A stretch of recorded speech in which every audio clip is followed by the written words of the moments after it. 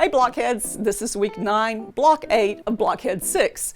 And this week we have the Sandcastle block presented by Sherri McConnell of A Quilting Life. With its quarter square triangles, it is a block that's simple, classic, and fun to stitch. So let's take a closer look.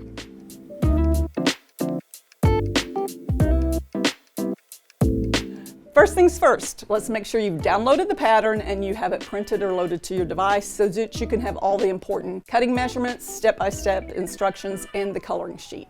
We will have a link in the description, or you can visit our blog for more info. There's lots of different ways to make quarter square triangles. Because of the variety that's needed, we're going to go ahead and cut all our quarter square triangles at once. You're going to go from point to point on the fabric. But I also like to make sure I pay attention to lining up the 45-degree angle, just to make sure that I haven't tilted it at all, because this is all going to be on the bias. So you want to be careful in making sure you're accurate on your cut.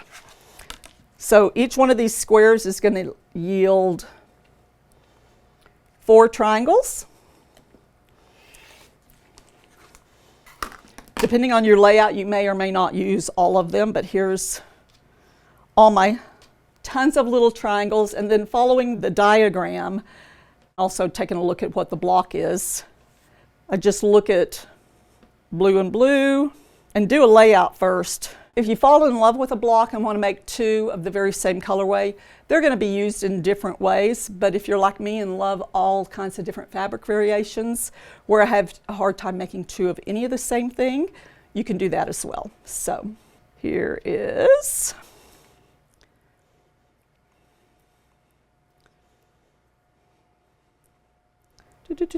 see how it kind of gets a little twisted there. I'm using a lot of April Rosenthal's Starry as my backgrounds and Lella Boutique's Magic Dot as my background. So you'll see a lot of this red and blue throughout my quilt because that's kind of what I'm basing it on. And so you'll do this same layout, one for here, here,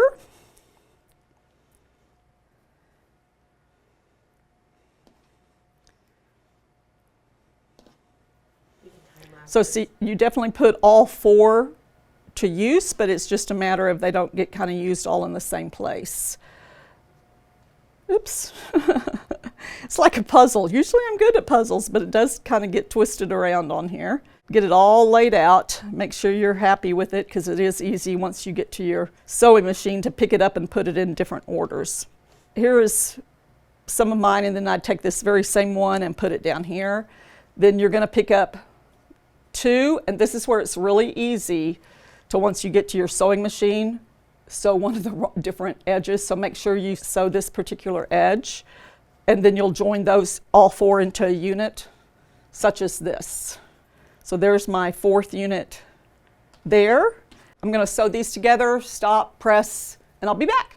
We're ready to make 4 of this next unit, and it actually is the simplest unit, but it's the funnest, and I'll tell you why when we get done. So just for the camera's sake, I went ahead and drew a line so that you can see it, but we're going to lay it right here on the corner, and instead of sewing one side or the other, we're going to use that line to sew right down the middle.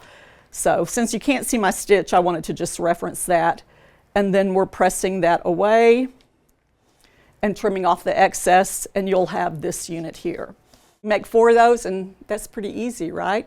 But the cool thing, once you set that together, this actually makes it very round. So if you love the look of round things and don't want to have to do circles, it's really cool to sew off that little edge. And can you imagine this quilted with some round design to truly make that be a little more circular? So it really helps if you squint too. Gives you a whole nother different look. And that's it.